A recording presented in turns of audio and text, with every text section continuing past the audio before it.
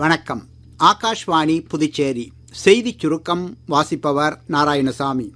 தேசிய குடிமைப் பணிகள் தினத்தை ஒட்டி குடியரசுத் தலைவர் திருமதி திரௌபதி முர்மு குடிமைப்பணி அதிகாரிகளுக்கு வாழ்த்து தெரிவித்துள்ளார். நாட்டின் வளர்ச்சியில் குடிமைப்பணி அதிகாரிகள் முக்கிய பங்கு வகிப்பதாக சமூக ஊடக பதிவில் அவர் குறிப்பிட்டுள்ளார். இஸ்ரோவின் விண்வெளி டாக்கிங் பரிசோதனை ஸ்பேடெக்ஸ் திட்டத்தின் கீழ் 2வது முறையாக செயற்கைக்கோள்களை இணைக்கும் பணி இன்று வெற்றிகரமாக நிறைவடைந்தது என்று மத்திய அறிவியல் மற்றும் தொழில்நுட்பத்துறை இணையமைச்சர் டாக்டர் ஜிதேந்திர சிங் தெரிவித்துள்ளார்.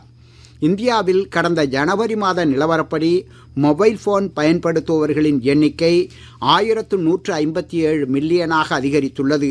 இதில் இணைய சேவை பயன்படுத்துவோர்களின் எண்ணிக்கை 945.16 மில்லியனாக உயர்ந்துள்ளது என்று இந்திய தொலைத்தொடர்பு ஒழுங்குமுறை ஆணையம் தெரிவித்துள்ளது.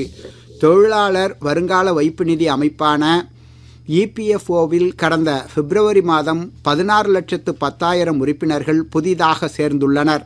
இது வேலைவாய்ப்புகள் அதிகரித்து வருவதை காட்டுவதாகவும் ஊழியர்களின் நலன் குறித்த விழிப்புணர்வு மற்றும் EPFOவின் பயனுள்ள முயற்சிக்கு கிடைத்த பலன் என்றும் மத்திய தொழிலாளர் மற்றும் வேலைவாய்ப்பு அமைச்சகம் தெரிவித்துள்ளது.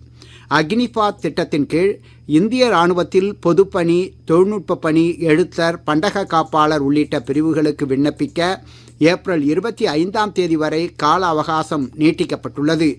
புதுச்சேரியைச் சேர்ந்த தகுதியான இளைஞர்கள் நாளை காலை 10 மணிக்கு தாகூர் அரசு கலைக்கல்லூரியில் நடைபெறும் சிறப்பு முகாமில் கலந்து கொண்டு விண்ணப்பிக்கலாம் என்று புதுச்சேரி மாவட்ட ஆட்சியர் திரு குலோத்துங்கன் தெரிவித்துள்ளார்.